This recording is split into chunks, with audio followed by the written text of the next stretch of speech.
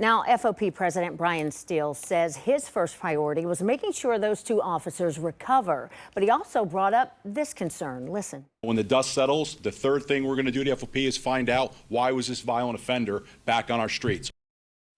Now, 10 TV dug up Dixon's criminal history, and he's been convicted of several violent crimes in just the past 3 years. So why was he released back into the community? 10 Investigates reporter Rochelle Aline has been searching for answers on this question all day today. She joins us live outside the Franklin County Community-Based Correctional Facility in Columbus. Rochelle?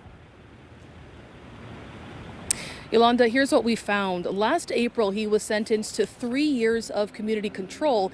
A judge said he could spend up to 6 months at this facility undergoing treatments, followed by probation.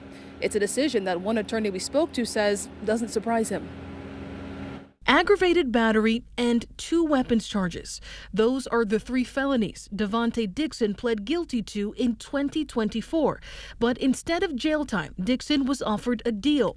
The Franklin County Prosecutor's Office dropped 4 other charges, and Dixon was placed into community control.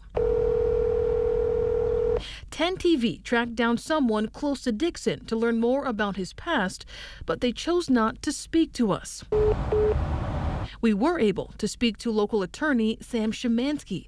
He says community control is used to rehabilitate people, and he called Dixon's reoffense a rarity. I'm guessing and gleaning from this record that this gentleman pled guilty and was put into a rehabilitation program, likely because he has a drug problem, and was given a chance at community control, which is supervision, which is way more effective than sticking somebody in prison and having them come out even harder than they are when they go in. And he said this of the judge who accepted that plea deal.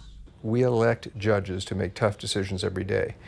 And to those folks in the audience who think that's an easy job, they're wrong.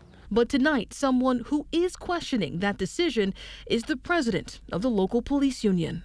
We're asking no stone is going to be unturned to. We're going to want to find out every single person that was involved in that decision, including the prosecutor's office, because we believe they also agreed to this joint resolution to give community control.